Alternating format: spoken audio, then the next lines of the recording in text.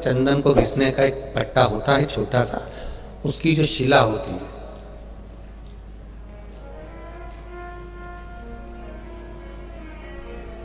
चंदन घिसने की जो शिला पट होता है, अगर वो शिला नहीं भी हो तो एक छोटा सा पत्थर, छोटा सा पत्थर। हमारे यहां बहुत सुंदर भाव कहा गया है, मान लो शिला नहीं भी है, छोटा सा चंदन का टुकड़ा यदि तुम्हारे घर में है और तुम रोज प्रतिदिन मान लो घर में घिसा हुआ डब्बी का भी चंदन है, तो भी घर की बहू, बेटी, बेटा, परिवार का कोई सदस्य घर के अंदर चंदन के उस पत्थर पर चंदन को अगर 7 बार, 5 बार, 4 बार या उसको 2-4 बार रगड़ देता है,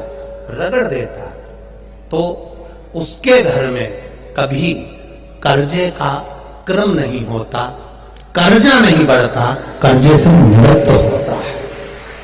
पर वो चंदन का पट घिसना होना चाहिए, जिसके यहां पर केवल रखा रहता है, केवल रखा है, तो किसी ना किसी कारण पर से गाड़ी ले ली, उसका कर्जा हो गया, मकान बना लिया, उसका कर्जा हो गया, ये हो गया, उसका।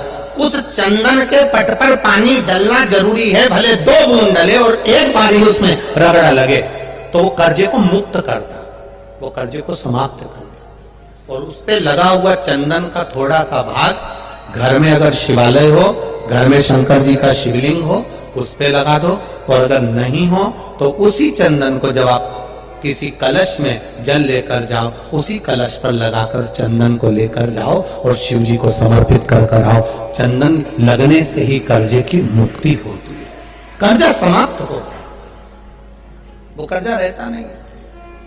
अब चंदन की जो शिला होती है, चंदन की जो शिला थी, अंबा ने उस चंदन की शिला को घिसना प्रारंभ करा। इतना घिसती रही, इतना घिसती रही, इतना घिसती रही, शिव जी के पास में चंदन घिसती, शिव जी का लेपन करती, चंदन घिसती, लेपन करती, चंदन घिसती, लेपन करती, चंदन घिस घिस के लेपन करती रही। और इतनी देर में देवाधिदेव महादेव प्रसन्न हो गए, उसके हाथ में छाले पड़ गए, पानी टपकने लगा, शरीर थक गया, चंदन घिसना बंद नहीं करती अंबा, और शिव जी का भजन करती है, आंख से आंसू गिरता है, शिव प्रकट हो जाते हैं। अंबा मांग तुझे क्या चाहिए? अंबा कहती है, भीष्म पितामह ने मेरी जिंदगी बर्बाद करी है, मैं उसको मारना चाहती हूँ। शिव कहते हैं, तू मेरा भजन करती है अंबा, पर मैं सत्य कहूं, इस स्वरूप में तू भीष्म पितामह को नहीं मार पाएगी, तुझे अगला जन्म लेना पड़ेगा, तब भीष्म पितामह मर सकते हैं। अंबा कहती है, मेरे महादेव, मैं भीष्म पितामह को अगला जन्म लेना चाहती हूं। पर शिव ने कहा, अंबा, भीष्म पितामह गंगा का पुत्र है और तू मेरी भक्त है। शिव शंकर का जो द्रोही होता है, शंकर के भक्त का कोई दुश्मन होता है। हम कई बार कहते हैं, कोई शिव मंदिर जाता है ना, उसको कभी मत परेशान करो साहब। कोई शिव गुण गाता है ना, उसको कभी परेशान मत करो।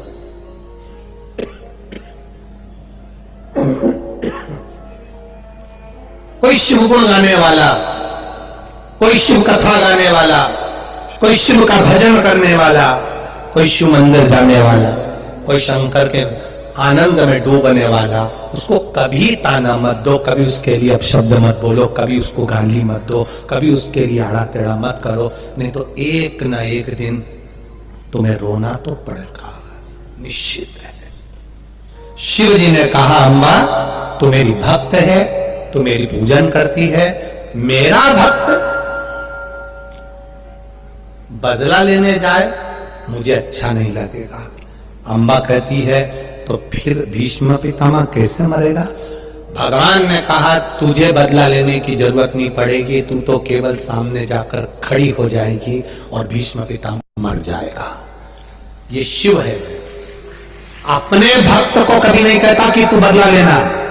अगर शिव भक्त को किसी ने गाली दी है तो शिव भक्त से निवेदन है, पलट कर जवाब मत देना, तू गाली मत देना। कोई ने तुझे अपशब्द कहा है, तू अपशब्द मत कहना।